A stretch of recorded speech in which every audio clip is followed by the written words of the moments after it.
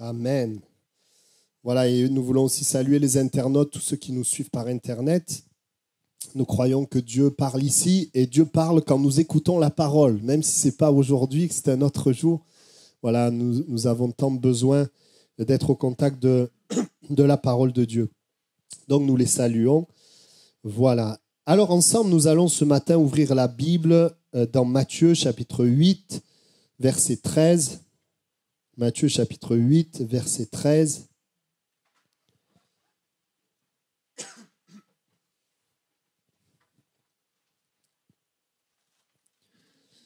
Voilà, 8, verset 13. Jésus dit au centenier, va, qu'il te soit fait selon ta foi. Et à l'heure même, le serviteur fut guéri. Amen. Voilà l'histoire d'un centenier qui va placer sa foi en Jésus. Et Jésus va lui dire, eh bien, qu'il te soit fait selon ta foi. Voilà, ce matin, le titre de mon message, c'est la loi de la foi. Et j'aimerais parler particulièrement de cette foi dans Marc chapitre 9, verset 23. À un moment donné, Jésus va répondre à une interrogation et va dire « si tu peux », parce que l'homme va lui dire « si tu peux, viens à mon secours ». Et Jésus dit « si tu peux, tout est possible à celui qui croit ». Amen. Vous savez, on est dans un monde où il y a toutes sortes de foi. Mais à un moment donné, dans la Bible, il y a la foi en Dieu ou la foi de Dieu. La foi véritable, la foi qui marche, la foi véritable, c'est une foi qui marche, justement. C'est une foi qui va amener un résultat. Si je crois en quelque chose, mais qu'il n'y a rien, il n'y a pas de résultat, c'est que ce n'est pas forcément la foi de Dieu. La Bible, dans Romains 3, 27, nous parle justement de la loi de la foi. La Bible parle de la loi de la foi comme un principe, comme une loi. Lorsque nous croyons et que nous plaçons notre confiance au bon endroit, eh bien, il va y avoir une conséquence. Alors, j'aimerais commencer en introduction en rappelant que Dieu a un royaume. Dieu a un royaume, ce qu'on appelle le ciel. Le royaume de Dieu, qu'est-ce que c'est? C'est l'endroit où Dieu est roi, l'endroit où Dieu règne. Et dans ce royaume qu'on peut appeler le paradis, le ciel, c'est un royaume qui est éternel, qui n'a pas de fin. C'est un royaume qui est spirituel. Dieu est esprit, ce n'est pas quelque chose de forcément physique, mais c'est un royaume spirituel et puis réel. Parce que parfois, pour les hommes, le spirituel semble irréel, parce que ce n'est pas palpable. Peut-être on a l'impression que ce n'est pas accessible par nos cinq sens, donc ce n'est pas réel. Mais j'aimerais vous dire, il y a des choses réelles non accessibles par nos cinq sens. Parce que l'homme, l'être humain, a été créé avec une capacité spirituelle, avec une conscience. Et même si le péché a entaché, a amené la mort de son esprit et d'être déconnecté d'avec Dieu, Jésus est venu justement pour nous permettre de retrouver la relation avec Dieu. C'est pour ça qu'un être humain, bien qu'il soit riche, bien qu'il soit célèbre, bien qu'il ait la plus jolie femme ou le plus bel homme qu'il puisse avoir, s'il n'a pas de relation avec Dieu, il lui manque quelque chose. Parce que nous n'avons pas été créés seulement pour des choses matérielles, mais nous avons été créés par Dieu, pour Dieu. Amen. Il est donc le roi de ce royaume. Et quelles sont les caractéristiques de ce royaume? C'est très simple. Les caractéristiques de ce royaume, eh bien, c'est l'image de ses attributs à lui. Ce que Dieu est, c'est ce que nous retrouvons dans son royaume. Et nous savons que même au niveau visible, physique, quand vous avez un royaume avec un roi, le royaume va beaucoup dépendre de ce qu'est le roi, de ce que le roi va choisir, faire, de ce qu'il va être. Si le roi est un tyran, les gens vont souffrir. Mais si le roi est un bon roi, là, récemment, on a vu la mort de la reine d'Angleterre. Voilà, on sait que ce n'était pas un tyran, c'était une bonne reine qui cherchait l'intérêt du peuple. Alors moi, je ne suis pas allé chercher plus que ça, mais c'est l'impression que j'ai eue. Eh bien, évidemment, ça va se répercuter au niveau des personnes qui vivent dans ce royaume. Quelles sont les caractéristiques? La Bible nous en donne quelques-uns. Par exemple, il est écrit dans Romains 14, 17 que le royaume de Dieu, c'est la justice. Vous aimez la justice? Moi, j'aime la justice. Le royaume de Dieu, c'est la paix. Amen. Parce que c'est un Dieu de paix. Le royaume de Dieu, c'est la joie. La Bible nous montre par ailleurs, dans d'autres textes des Écritures, que le royaume de Dieu, c'est la puissance. Le royaume de Dieu, c'est les miracles, la puissance de Dieu. Le royaume, c'est la guérison, la santé, la délivrance, la paix, la provision. Il n'y a pas de manque dans le royaume de Dieu. Le royaume de Dieu, c'est l'amour. Amen. S'il y a bien un besoin, quelque chose que l'homme recherche, c'est l'amour. Et la définition de l'amour pour l'homme et pour Dieu, c'est deux choses différentes. Vous m'avez déjà entendu en parler. Le royaume de Dieu, c'est la bonté. Le royaume de Dieu, c'est la sainteté. Le royaume de Dieu, c'est en fait, je dirais, tout ce qu'on trouve en Dieu, tout ce qu'on trouve chez Dieu. Quand il y a la présence de Dieu, il y a l'amour. Quand il y a la présence de Dieu, il y a la joie, il y a la paix, il y a la bonté. Mais quand il n'y a plus la présence de Dieu, autrement dit, quand il y a l'absence de Dieu, cela s'appelle le péché. Et quand il y a l'absence de Dieu, eh bien, on ne trouve plus ces choses-là. Mais quand il y a l'absence de Dieu, on trouve au contraire la maladie, l'oppression, l'esclavage, la tristesse, la peur, la crainte, la dureté, la solitude, tout ce qui est finalement à l'opposé de ce que nous trouvons en Dieu. Et c'est vrai qu'au ciel, eh bien, il y a tout cela. Au paradis, il y a tout cela. Et je souhaite, si ce matin, tu ne sais pas où tu vas après la mort, je souhaite vraiment que tu rencontres Jésus. Parce que Jésus, c'est le seul, il dira, je suis la porte pour pouvoir aller au ciel. Alors, excusez-moi pour la toux. J'étais malade cette semaine, mais ça va mieux. Voilà, donc faites abstraction. La Bible montre que, et ça c'est ce qui nous intéresse, le royaume de Dieu, ce que nous trouvons dans le ciel, ce royaume, nous pouvons le vivre sur la terre. Et ça, c'est important. Nous pouvons le vivre sur la terre. Pourquoi ? À cause de quoi c'est possible ?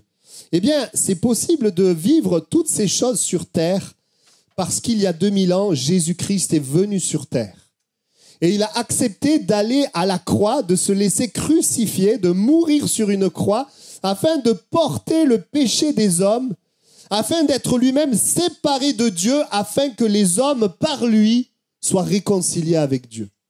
Afin que les hommes soient pardonnés de leurs péchés, et afin que les hommes entrent en connexion avec Dieu, et puissent à nouveau vivre le royaume de Dieu.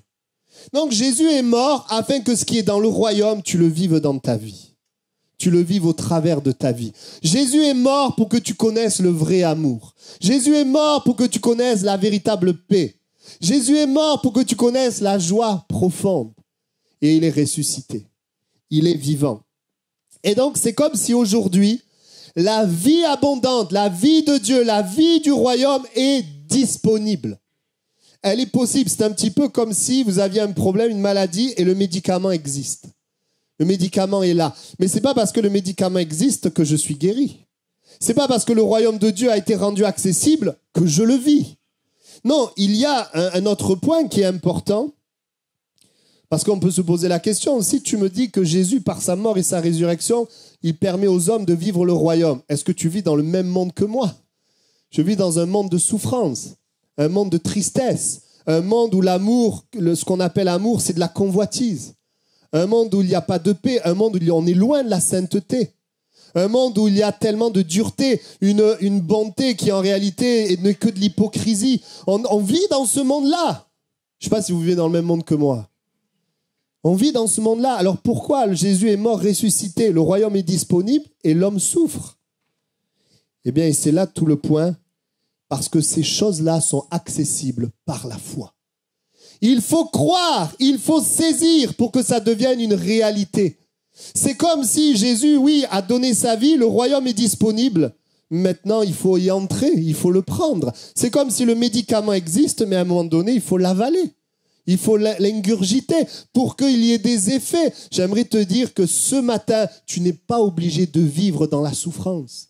Tu n'es pas obligé de vivre dans la déception, de vivre dans tous ces combats. Tu peux, en Jésus, par la foi en Jésus, vivre ce royaume.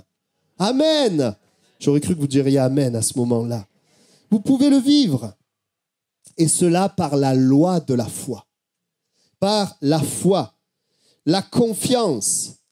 C'est un principe pour que les choses du ciel viennent sur la terre. Jésus dira, où la parole de Dieu nous dit à un moment donné dans Romains 10, 9, si tu crois dans ton cœur, tu seras sauvé. Si tu crois dans ton cœur, c'est la foi qui vient de notre cœur qui nous permet de vivre le royaume.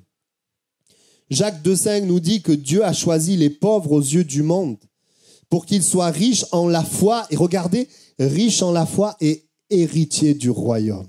Alléluia! C'est quand tu crois que tu deviens héritier du royaume. C'est quand tu crois en Jésus que c'est plus une théorie, ça devient une réalité dans ta vie. Et moi, je souhaite, et c'est ce qui me passionne, qu'au sein de l'Église, je puisse voir des couples restaurés. Je puisse voir des familles restaurées. Je puisse voir une joie revenir. Je puisse voir la paix dans des moments difficiles. Je puisse voir les miracles de Dieu là où la main de l'homme ne peut plus rien faire. Parce que Jésus est mort pour ça. Parce que Jésus est ressuscité. Mais ça devient réel quand quelqu'un dit « je le crois vraiment ». Je vous ai déjà donné l'exemple du boulanger où quelqu'un te dit « voilà, ici, c'est la meilleure boulangerie de toute la région ». Et une fois qu'il t'a dit ça, il va acheter son pain ailleurs.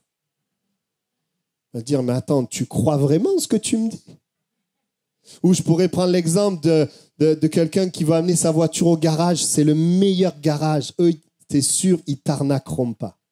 C'est le meilleur garage. Et puis je vais ailleurs. La foi véritable, si quelqu'un dit c'est là où c'est le meilleur, alors moi j'y vais là. La foi véritable, c'est pas quelque chose, on dit oui, je crois, mais ensuite par mes actes, je montre que je ne crois pas. La Bible dit que la foi sans les actes, elle est morte. La foi véritable, c'est une assurance qui est là, mais cette assurance fait que forcément, je vais dans le sens de cette assurance. La foi véritable. Et Jésus nous a donné un accès à Dieu. Maintenant, et c'est important, oui, la foi, mais je ne peux pas m'arrêter là et dire simplement la foi, mais la foi en quoi? La foi en qui? Parce qu'il ne s'agit pas de croire n'importe quoi. Il ne s'agit pas de croire n'importe qui. La foi qui fonctionne et qui amène la manifestation de Dieu, écoutez bien, c'est la foi qui est placée dans la vérité. La foi placée dans la vérité, la Bible dit que la vérité, elle vous affranchit. La vérité, elle vous libère. Moi, quand je parle de Jésus à des incroyants, à des gens, je leur dis pas, tu sais, bon, je leur dis, Jésus est la vérité. Mais ce que je leur dis, tu sais, c'est très simple. Tu as des problèmes, tu as des besoins. Eh bien, essaye dans ta vie. Si tu veux, si tu es musulman, alors parle à Mahomet, demande-lui d'intervenir. Une fois que tu lui as demandé, tu regarderas le résultat. Parle à Bouddha. Et puis, à un moment donné, parle à Jésus. Et regarde qui te répond. Regarde qui va intervenir. La vérité va amener une action, va amener une manifestation. Et ça, c'est important parce que Jésus est là ce matin. Il est vivant par son esprit. Et si nous sommes là aujourd'hui, si moi je suis là, c'est parce qu'un jour j'ai cru, mais parce que j'ai eu une réponse. Si je n'avais pas eu de réponse, je serais en train de faire autre chose. J'ai une réponse parce qu'il est vivant. Parce que la foi, la loi de la foi fonctionne. Quand la foi est placée en Jésus-Christ, celui qui a dit que celui qui croit en moi ne mourra jamais, celui qui croit en Jésus, eh bien, il vit le royaume de Dieu. Le message est simple. Il y aurait tellement de directions à prendre, mais j'aimerais te dire, prends la direction de celui qui est le chemin, la vérité et la vie. Amen. La foi, c'est une assurance des choses qu'on espère, une démonstration des choses qu'on ne voit pas. Et cette assurance, la Bible dit, elle vient de ce qu'on entend de la parole de Christ. C'est-à-dire, comment tu peux trouver la foi si tu cherches dehors dans la rue, auprès des poubelles ou dans les appartements, tu ne trouveras pas la foi. La foi, tu la trouveras quand la parole de Dieu est annoncée. La foi, tu la trouveras quand tu ouvriras cette Bible avec un cœur disposé. Et la foi, elle ne dit pas qu'elle vient de la parole de Dieu, elle dit qu'elle vient de ce qu'on entend de la parole de Dieu. Et ce qu'on entend, ce n'est pas avec nos oreilles, c'est avec notre cœur. Parce que voyez-vous, ceux qui peuvent entendre Dieu sont ceux qui ont un cœur disposé. La Bible dit que Dieu fait grâce aux humbles. Celui qui vient avec humilité, qui vient avec besoin, eh bien, il peut entendre Dieu dans son cœur. La foi peut naître. Amen. La loi de la foi.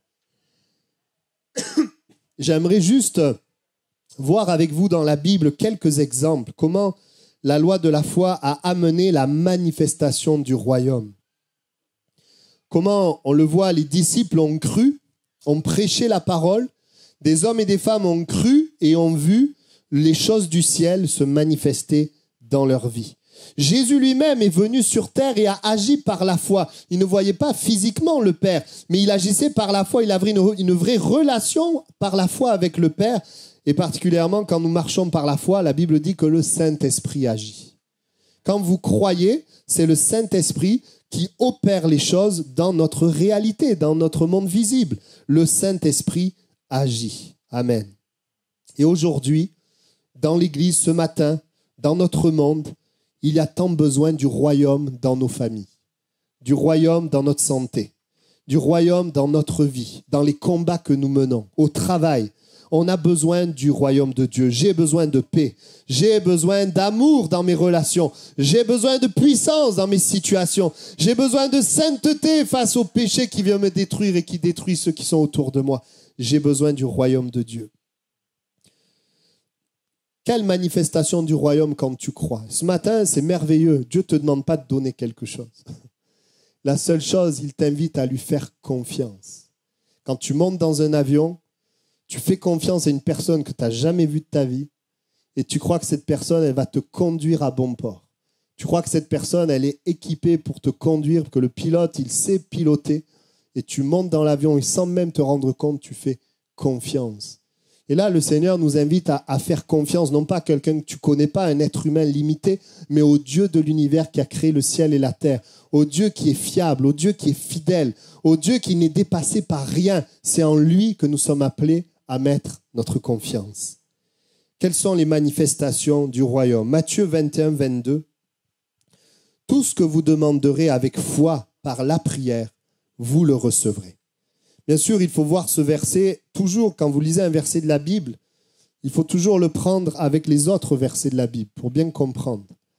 Ça ne veut pas dire que tu peux demander n'importe quoi avec foi et tu vas le recevoir. La Bible dit d'autre part que si nous demandons les choses selon sa volonté, il nous écoute.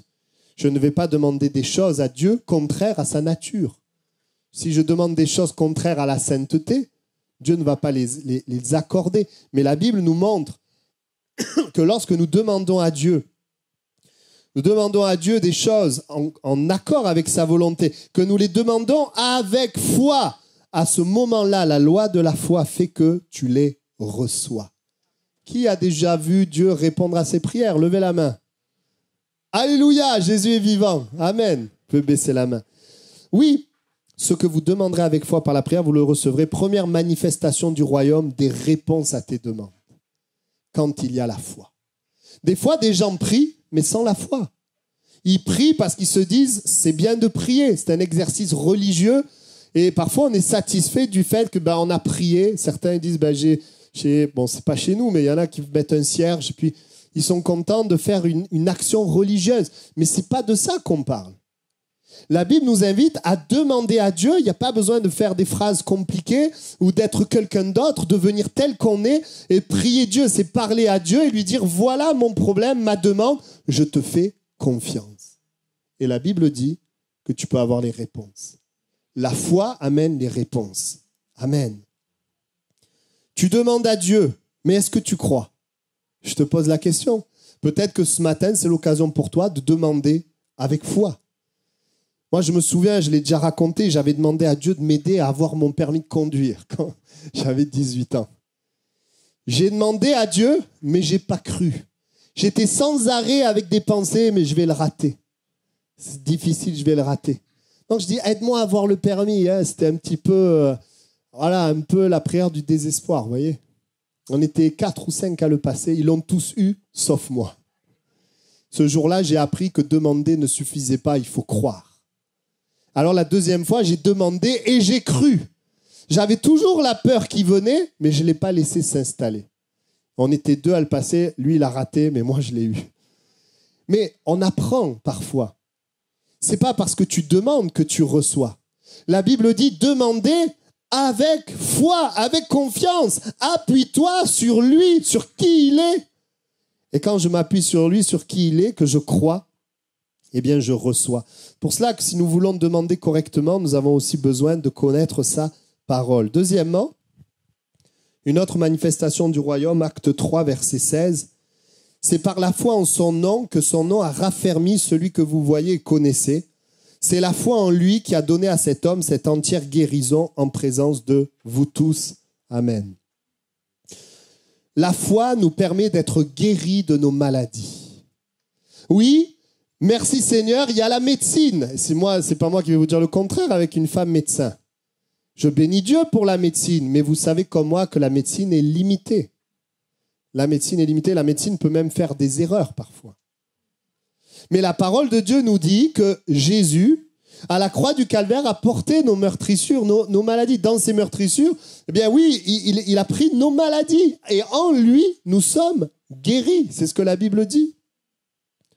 Et dans ce texte, il est dit que la parole a été prêchée et un homme a cru et a été guéri. C'était pas n'importe quoi, puisqu'il boitait et ne pouvait pas marcher.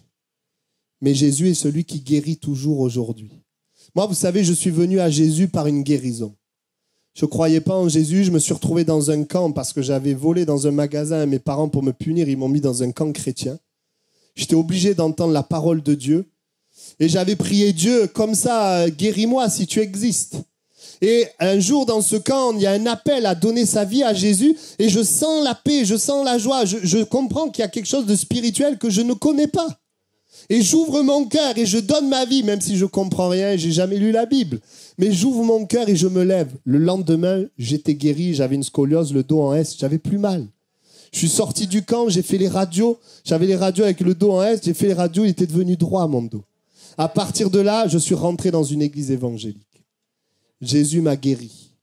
Pourtant, je n'avais pas une grande foi, hein. C'était plutôt un test, Seigneur, si tu existes vraiment. Mais j'étais disposé. Si tu existes vraiment, ben, je veux te suivre. Là, je ne veux pas te suivre parce qu'en fait, je ne crois pas que tu existes. Mais si tu existes vraiment, Jésus guérit toujours des maladies. Et on en a eu cette année, on en a eu l'année dernière et on en aura encore. S'il y a des hommes et des femmes qui sont prêts à croire. Vous savez, quand on n'a pas la santé, on ne peut rien faire.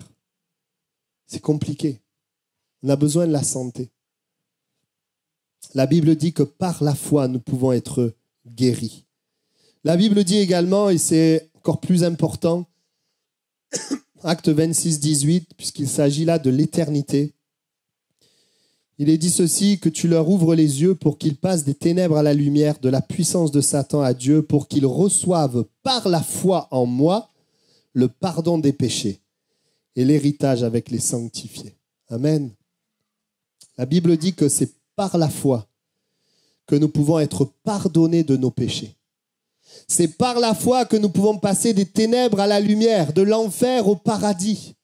C'est la foi en Jésus qui va déterminer ton éternité, où tu vas passer l'éternité. Est-ce que je crois en Jésus qui a pris mon péché et qui me permet d'être sauvé, ou est-ce que je ne crois pas en lui et je reste dans la condamnation de mon péché? Celui qui croira sera sauvé, celui qui ne croira pas sera condamné.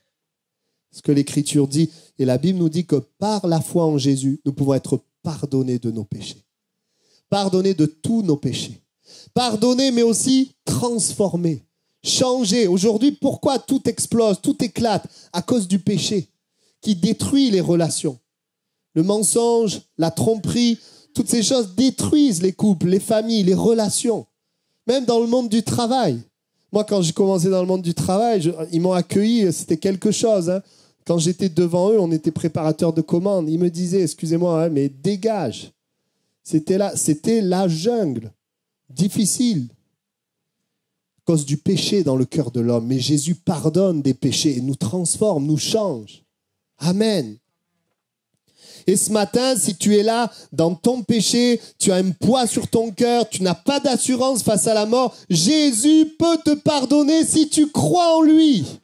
Si tu crois en Jésus, tu n'as rien à donner, tu n'as rien à faire, tu as juste à croire et à reconnaître que tu es pécheur. À avoir la tristesse du péché, à te repentir et à saisir le pardon de Dieu. Amen. C'est merveilleux de vivre en sachant que notre vie continuera dans l'éternité avec Dieu, où il n'y aura plus de pleurs, de larmes, plus de combats, plus de tristesse. Et tant que nous sommes sur terre, notre combat, c'est de continuer de croire et de voir le résultat de notre foi. L'action de Dieu en réponse à notre foi. Un autre point, Galates 3,5, celui qui vous accorde l'esprit et qui opère des miracles parmi vous, le fait-il donc par les œuvres de la loi ou par la prédication de la foi?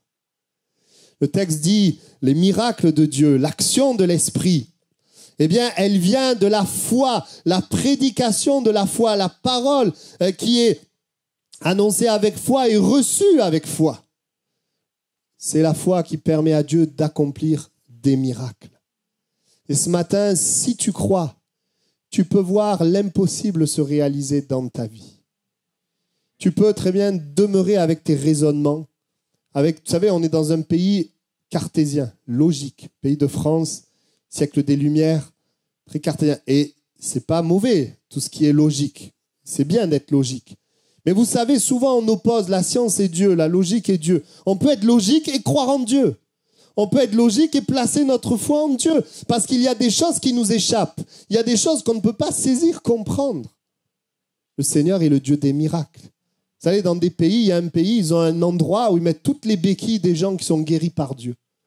Il y a des béquilles, des chaises roulantes, toutes sortes de choses, parce que le Seigneur guérit. Et là où il y a la foi, il y a la guérison. Là où il y a la foi, il y a le miracle. Et je suis heureux de voir le Seigneur accomplir des miracles. J'en vois pas souvent, beaucoup. Je prie que j'en vois davantage, parce que notre Dieu est le Dieu des miracles. Mais nous en voyons. Je pense à ce bébé pour qui nous allons prier. Il allait mourir, problème de rein. On a prié, on a senti la présence de Dieu. Il était dans une couveuse. Les parents ont prié et l'enfant a été miraculeusement guéri. Il a pu se relever. Et l'on a pu voir le Seigneur agir. Je pensais à notre frère Théo qui a été guéri dans ses poumons. Le Seigneur est tout puissant. Il accomplit des miracles. Je ne sais pas si vous y croyez. Vous savez qu'il y a beaucoup de croyants en Jésus qui ne croient plus aux miracles. Vous le savez ça. Mais la parole de Dieu, si vous ne croyez plus aux miracles, vous devez enlever beaucoup de pages de la Bible. La parole de Dieu nous montre qu'il est le Dieu des miracles.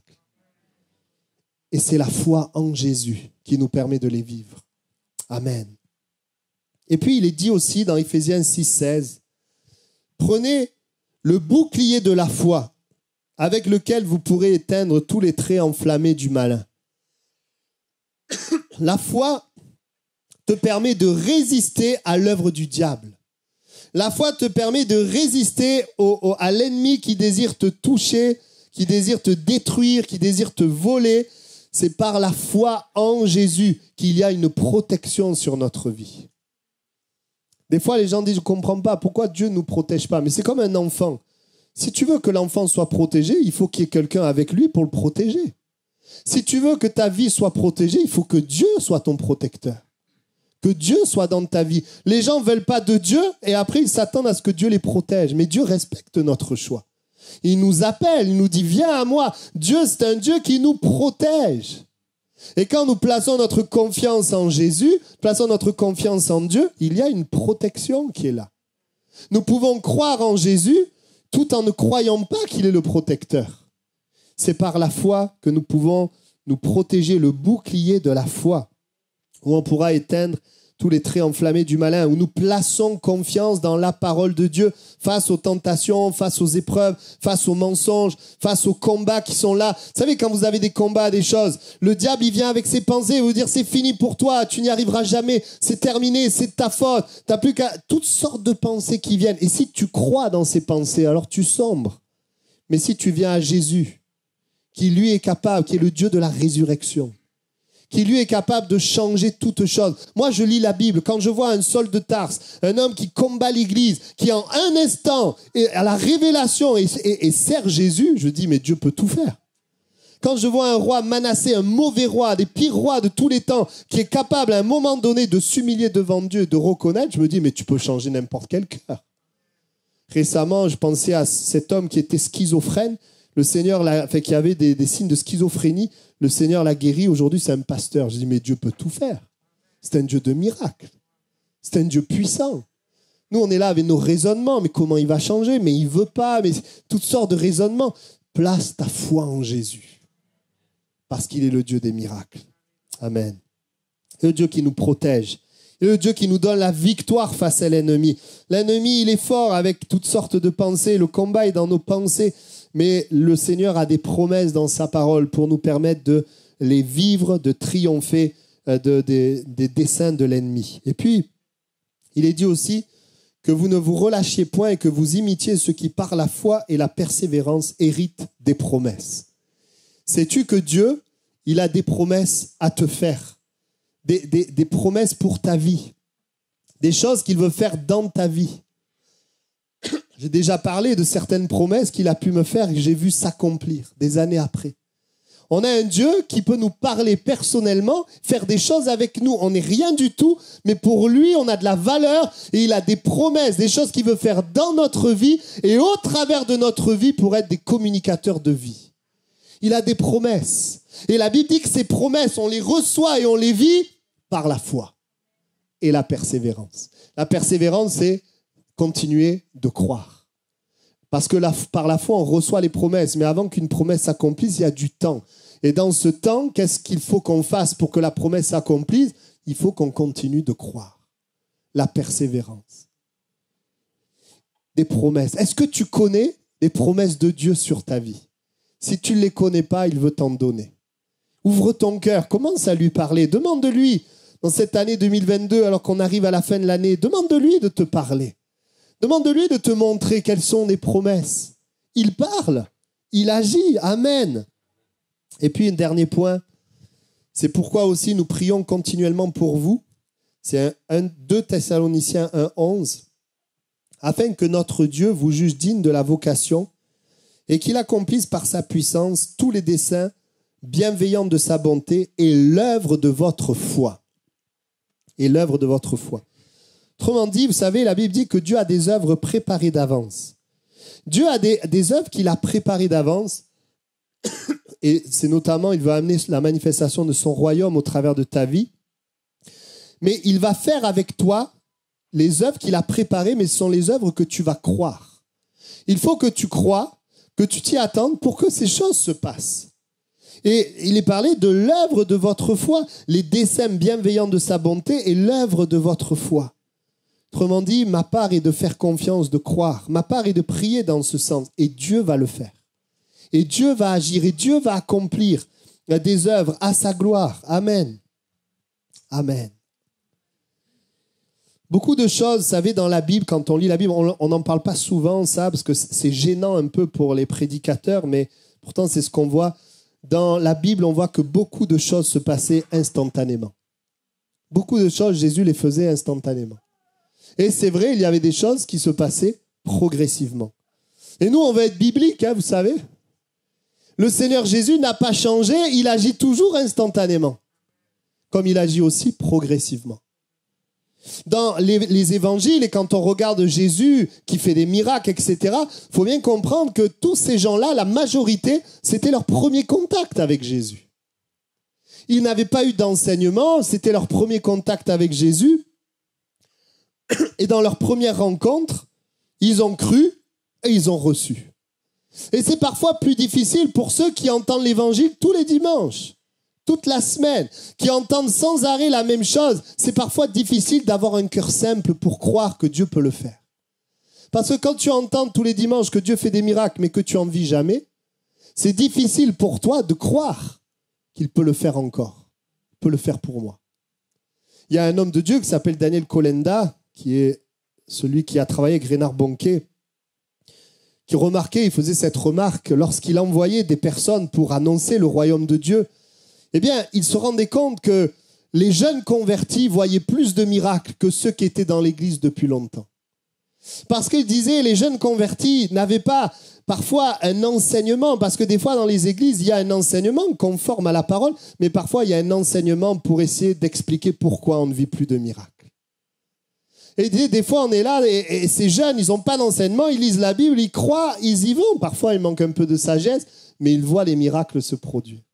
Et d'autres qui sont là, qui entendent, ben voilà, ça se passe pas parce qu'il y a ça, c'est pour ça, c'est ça. Alors on croit ça. Et puis, lorsqu'on est là pour croire que Dieu peut faire, on se dit, oui, mais il y a ça, il y a ça, il y a ça. On bloque la foi.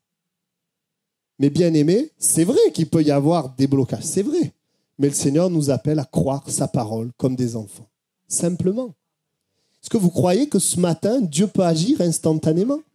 Est-ce que vous croyez que ce matin, Dieu peut visiter un corps malade? Oui, Dieu agit progressivement, comme il agit instantanément. C'est un Dieu puissant. Pour Bartimée, pour le lépreux, pour la femme à la perte de sang, pour le centenier, pour le fils de l'officier, Jésus a agi quand il a donné la parole, quand il a agi et que la personne a reçu. Je pense au fils de l'officier, quand il a eu la parole, l'enfant, le serviteur a été guéri ou le fils a été guéri. La Bible dit que Jésus est le même hier, aujourd'hui et éternellement. Nous pouvons avoir foi en Dieu aujourd'hui pour nos combats d'aujourd'hui. Amen. Et j'invite l'Église à être une Église qui vient le dimanche en disant pas « je sais », mais en disant « Seigneur, j'ouvre mon cœur, je veux vivre quelque chose avec toi. Je veux recevoir de toi. » Amen. C'est le défi pour les chrétiens, c'est le défi pour les serviteurs. J'aimerais vous dire ceci aujourd'hui, des réponses à tes prières sont disponibles par l'œuvre de Jésus à la croix. Aujourd'hui, la guérison du corps malade est disponible par l'œuvre de Jésus à la croix. La guérison des cœurs blessés est disponible par l'œuvre de Jésus à la croix. Le pardon de tes péchés est disponible. La protection est disponible. La victoire est disponible. Les promesses de Dieu sont disponibles. Les œuvres de Dieu sont disponibles. Même le baptême de l'Esprit est disponible. Quand Jésus est mort, il a rendu toutes ces choses disponibles. Mais elles deviennent effectives quand tu crois. Et dans le grec, quand il est dit, ils croyaient, c'est ils saisirent, ils prirent. Vous voyez, imaginez, je vous fais un cadeau, là, je vous dis, je vous le donne. Est-ce que vous l'avez? Non, vous ne l'avez pas. Il faut vous lever et le prendre. Et c'est à ce moment-là que vous l'avez. La foi, c'est le bras qui saisit. Jésus parle, eh bien, je le saisis, je le crois. Et quand je le crois, comme l'histoire de la boulangerie, je vais dans le sens de ce que je crois. Je ne dis pas je crois et après j'agis au contraire de ce que je viens de dire. Amen. La foi, ce n'est pas quelque chose où on essaie de se persuader, où on fait des actes insensés. Non, nous sommes dans la réalité, nous voyons la réalité. Si nous avons une maladie ou un problème, ben on prend nos médicaments. Mais la foi, c'est de croire dans notre cœur ce que Jésus dit et d'aller dans cette direction. Si tu crois qu'il agit, alors il agit. Si tu crois qu'il agira, alors il agira. Qu'il te soit fait selon ta foi. Bien sûr, et je le répète, il y a des choses que le Seigneur fait instantanément, mais il y a des choses qui prennent du temps. La Bible parle de l'épreuve de votre foi. Ça veut dire que la foi, parfois, elle a un résultat tout de suite, mais parfois, la foi n'a pas de résultat, elle est éprouvée. Ça veut dire qu'on ne le voit pas tout de suite. Et c'est cela qui nous amène à grandir. C'est ça qui amène la foi à s'affermir. C'est comme je le dis souvent, si à chaque fois qu'on demandait, on recevrait, on aurait une foi fragile. Dès qu'il y aurait un obstacle, Mais le Seigneur nous change, nous transforme. Il fait de nous des hommes et des femmes avec une foi qui est forte. J'aimerais te dire ceci. Jésus agit instantanément, Jésus agit progressivement, mais Jésus agit. Jésus agit. Et ce qui compte pour toi ce matin, c'est que tu crois. Il y a suffisamment de choses dans notre vie où il y a besoin de la manifestation du royaume de Dieu pour que ce matin, nous décidions de dire « Jésus, je place ma foi en toi. » Je le souhaite. Amen. Toutes ces choses sont disponibles, mais y a-t-il quelqu'un pour le croire, pour s'en saisir, afin que le disponible devienne effectif? Amen. Je termine, je n'avais pas prévu d'être long parce que je voudrais avoir un temps de prière. C'est une chose d'agir par la foi, c'est autre chose de vivre par la foi. Et j'aimerais rappeler que même s'il est merveilleux de pouvoir demander quelque chose à Dieu et vivre quelque chose, il est encore plus merveilleux de vivre avec Dieu. Il est encore plus merveilleux de vivre par la foi que de recevoir une grâce de Dieu par la foi. Et je souhaite au milieu de nous, que nous soyons de ceux qui disent « Seigneur, je ne veux pas juste à faire une expérience de foi, mais je veux vivre par la foi. Je veux vivre avec toi. Je veux vivre dans ce monde avec toi. » Souvent, malheureusement, les gens, ils viennent à Dieu, ils croient, ils reçoivent et ils continuent leur vie sans Dieu. Et bien sûr, le péché les rattrape, le diable les rattrape, la destruction les rattrape. Nous avons besoin de vivre avec Dieu, pour Dieu. Amen. C'est ce que je te souhaite. C'est la meilleure part. Amen. Activer la loi de la foi. Tout ce que le Seigneur nous donne, ce royaume, n'est pas lié à nos mérites. Nous ne le méritons pas. Tout est grâce. C'est une faveur que Dieu fait. Une grâce, c'est une faveur imméritée. C'est-à-dire une faveur qui nous est faite qu'on n'a pas mérité, mais que quelqu'un d'autre a mérité pour nous. Que Jésus a mérité pour nous. Donc, je suis béni, je vis le royaume à cause de Jésus et parce que je crois en Jésus. Aujourd'hui, ce n'est pas une question de mérite, si tu mérites ou pas, c'est une question de son amour pour toi et maintenant de ce que tu fais de cet amour. Si tu le reçois, tu le crois, ou si tu décides de faire sans Jésus, sans Dieu. Amen. Alors, on va incliner nos têtes quelques instants et nous allons avoir 2 temps. Premier temps, je voudrais qu'on puisse prier.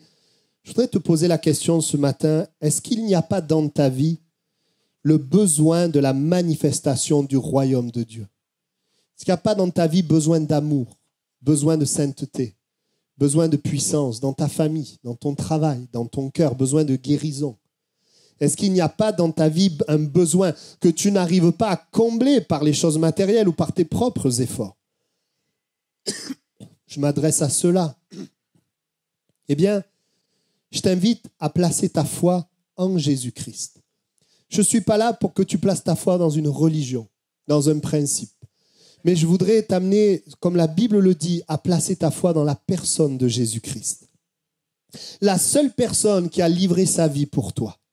La seule personne qui t'a aimé au point de donner sa vie, alors que tu ne le connaissais pas. Le Seigneur Jésus l'a fait. Et aujourd'hui, tu peux croire en Jésus. Et ta foi est comme la main pour te saisir de ce que le Seigneur veut te donner, de ce royaume de Dieu. Tu peux ce matin activer la loi de la foi, décider de croire. Parfois, on entend qu'il faut une grande foi, mais il n'y a pas besoin d'une grande foi, il y a besoin d'un grand Jésus. Quand tu as une petite foi dans un grand Jésus, ça fonctionne. Ce n'est pas la foi qui doit être grande, c'est Jésus qui doit être grand. Et Jésus est grand. Tout ce que tu as besoin, c'est de profondément t'appuyer sur Jésus. Profondément t'attendre à Jésus. Et quand je parle de cela, des raisonnements s'élèvent contre ça. Et il est là le combat spirituel, de pouvoir dire, mais non, je ne vais plus me confier dans ces raisonnements. Tu as le droit de te confier dans tes raisonnements, mais tu ne verras pas ces raisonnements te donner la vie. Tu ne verras pas ces raisonnements te sortir de tes problèmes. Par contre, Jésus, lui, peut te sortir de tes problèmes. Jésus, lui, peut pardonner tes péchés. Alors, si ce matin, il y a des hommes, des femmes qui veulent recevoir la manifestation du royaume, qui veulent être pardonnés de leurs péchés, être sauvés, qui veulent être guéris dans leur maladie, qui veulent avoir des réponses à leurs prières, qui veulent connaître la victoire de Dieu face à l'ennemi, qui désirent connaître les promesses de Dieu, les vivre sur la terre, qui désirent entrer dans les œuvres qu'il a préparées d'avance. S'il y a des personnes comme ça, je vais vous inviter à mettre la main sur votre cœur et à commencer à prier. Mettez la main sur votre cœur.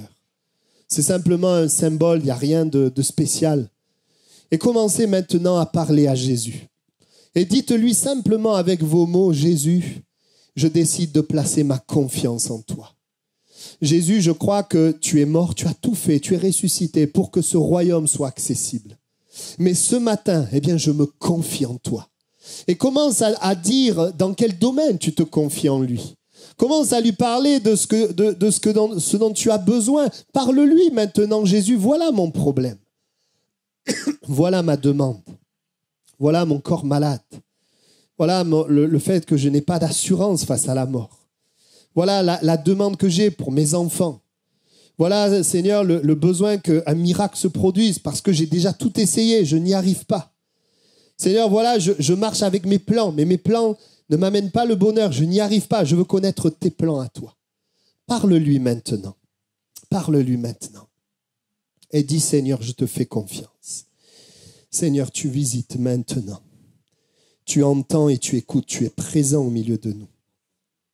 Et tu réponds à chacun de ses besoins.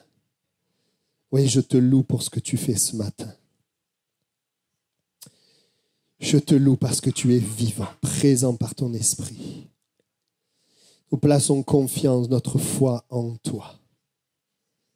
Alléluia. Alléluia. Dans un deuxième temps,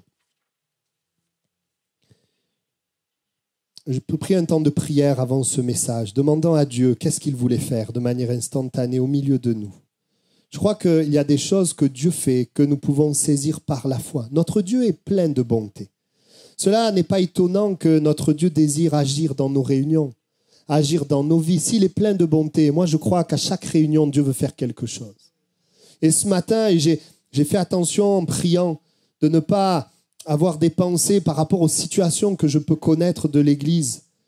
Mais j'ai demandé au Seigneur, Seigneur, est-ce qu'il y a des choses que tu veux faire? Et je voudrais partager, parler, pour que ça puisse susciter la foi pour peut-être des personnes qui vivent ces choses-là. Non seulement ce matin dans ce lieu, mais aussi au moment où les gens écouteront ce message par Internet. Parce que Dieu est intemporel.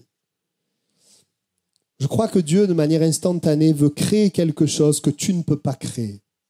Et si tu as besoin ce matin que Dieu crée quelque chose que tu ne peux pas créer, alors place ta foi dans cette parole.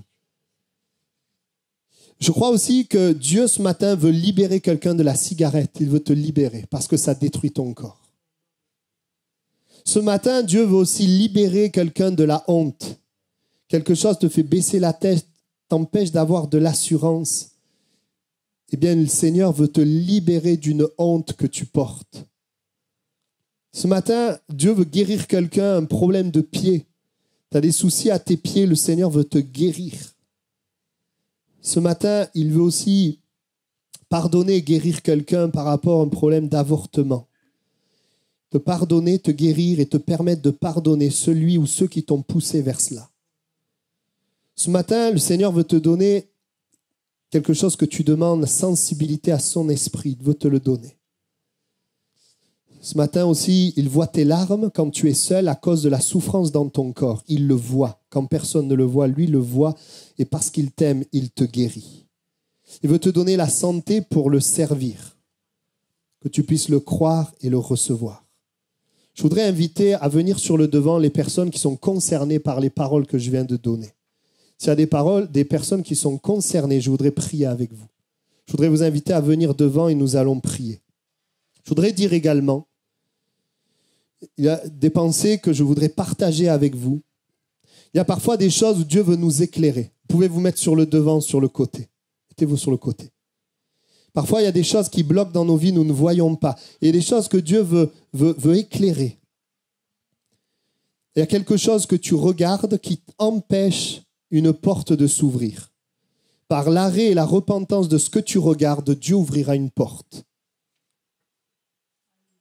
Il y a une décision aussi que tu prends en fonction de ce que tu vois. Tu as pris une décision en fonction de ce que tu vois parce que ce que tu vois est beau, mais Dieu voit au-delà. Il voit au-delà et les choses qui sont au-delà ne sont pas de lui et cela t'amènera des problèmes. Il te parle afin que tu ne puisses pas t'engager dans ce que tu vois, mais que par son esprit, tu puisses faire le lien avec ce que tu es en train de vivre maintenant. C'est l'Esprit de Dieu qui te montre. Tu es allé vers quelque chose de beau, mais derrière ce qui est beau, il y a quelque chose qui ne l'est pas. Et Dieu t'amène à couper. Il y a également des choses qui sont plantées dans le cœur de tes enfants, qui sont en train de pousser dans la vie de tes enfants, que tu ne vois pas. Et Dieu t'invite ce matin à prier pour eux et à leur parler afin de déraciner, de couper ces choses-là. Il y a également une personne, tu as un trouble intérieur. Tu ne sais pas d'où ça vient. Le Seigneur t'invite il te dit, c'est parce que tu écoutes plus d'autres sources que ma parole, que ce trouble intérieur est là dans ta vie. Il t'invite à plus écouter la parole que d'autres sources. Et puis, j'aimerais également donner juste 2 paroles, 2 versets. Il y a aussi une personne, tu es dans une situation où aimer n'est pas facile. Tu cherches à aimer, tu n'as aucun retour, mais Dieu te dit que tu récolteras ce que tu as semé. Et par cette parole, il t'encourage à persévérer, à aimer. Une autre personne, Dieu veut faire le lien entre tes paroles et ta santé. Tu as un problème de santé qui est lié à tes paroles. Et c'est un proverbe de la Bible qui le dit, c'est du fruit de sa bouche que l'homme rassasie son corps. La mort et la vie sont au pouvoir de la langue. Ce verset ne parle pas seulement de la mort et la vie pour les autres, mais de toi-même. Autrement dit, il y a un lien entre les paroles que tu dis et ta santé. C'est du fruit de ta bouche que tu rassasies ton corps. Et Dieu t'amène à faire attention à tes paroles, à avoir des paroles de foi, des paroles d'encouragement qui auront un lien, une répercussion directe sur ta santé. Amen. Enfin, et dernier point, tu t'attends à l'œuvre de Dieu dans ta vie et tu as vu l'œuvre de Dieu dans un besoin de ta vie, tu as vu un ralentissement et un arrêt. Mais Dieu te dit ce matin qu'il va continuer son œuvre jusqu'à sa gloire. Tu as vu l'œuvre de Dieu, tu as vu un ralentissement, un arrêt. Mais Dieu te dit ce matin, il va continuer son œuvre jusqu'à ta gloire. Et ce qu'il te demande, c'est de croire dans ce domaine que Dieu continue son œuvre. Même si tu vois un ralentissement ou un arrêt. C'est par cette foi dans cette parole que tu vas bloquer l'ennemi qui veut l'arrêter. Le Seigneur va manifester sa gloire. Amen. Amen. Vous qui vous êtes approchés sur le devant, je vous invite à incliner encore vos yeux et à prendre une position de foi en déclarant que vous avez reçu la parole de Dieu. Déclarez maintenant, j'ai reçu ta parole, je crois que tu le fais. Très souvent dans ces moments, l'ennemi voudrait amener nos regards sur ce qui est visible, ce qui peut-être nous ne voyons pas toujours tout de suite le changement. Mais la Bible dit, nous ne marchons pas par la vue, mais nous marchons par la foi. Ce matin, le Seigneur est là par sa présence, par sa parole, il est là et je vous invite simplement à dire, Seigneur, je prends position et je crois, je te fais confiance, je place ma foi en toi, Jésus. Et je reste confiant dans ta parole. Dites-le simplement au Seigneur ce matin, vous qui vous êtes approchés par rapport à votre problème. Déclarez que le Seigneur est à l'œuvre, que le Seigneur le prend, que le Seigneur agit ce matin. Déclarez qu'il agit, croyez-le dans votre cœur. La parole de Dieu est vivante et efficace. Nous le déclarons, Seigneur, et nous te louons. Merci pour ta gloire, Seigneur. Merci pour les témoignages à venir. Amen. Et lorsque vous verrez la gloire de Dieu, pensez à rendre gloire à Dieu, à témoigner, afin que nous puissions compter ses bienfaits et permettre à d'autres personnes également de placer leur foi dans cette même parole. Amen. Merci Jésus. Nous te louons pour ta présence ce matin. Nous te louons pour le tout accompli de Jésus-Christ. Nous te louons pour le moyen de la foi, qui est un moyen accessible à chacun. Seigneur, nous voulons marcher par la foi. Nous voulons combattre pour la foi, afin de vivre, Seigneur, tout ce que tu as prévu. Que le royaume de Dieu se manifeste davantage au milieu de nous. Tu connais toutes les personnes aussi qui sont venues avec des besoins, avec des questionnements. Tu leur fais du bien ce matin. Tu bénis la semaine à venir. Tu nous accompagnes et tu nous aides à marcher dans la foi, à veiller sur nos pensées. Tu dis que tout ce qui est vertueux, digne de louange, soit l'objet de nos pensées. Nous voulons nous exercer à penser selon ta parole, selon ce que toi tu dis. Merci pour toutes les victoires à venir. Amen. Amen. Voilà, gloire à Dieu. Merci Seigneur pour sa présence. Et voilà, nous croyons que dans les temps à venir, eh bien, nous aurons aussi des témoignages. Et c'est important de témoigner parce qu'il est important aussi que les paroles qui soient données puissent être vérifiées. Donc c'est important de rendre témoignage de ce que le Seigneur fait parce qu'on veut que la gloire lui revienne entièrement et on veut aussi que la foi soit suscitée. C'est pour cela que le Seigneur veut parler aussi au milieu de l'Église, au milieu de nous, dans les temps de louange, dans vos moments de prière. Nous prions en esprit afin que Dieu inspire nos prières, afin que Dieu nous conduise, parce que nous ne savons pas toujours ce qui convient de demander. Amen. Je vous souhaite à tous une bonne semaine. Je rappelle l'étude de baptême pour ceux qui sont inscrits cet après-midi à 13h30. Et on se retrouve jeudi soir encore pour être édifiés, prier ensemble. Soyez bénis.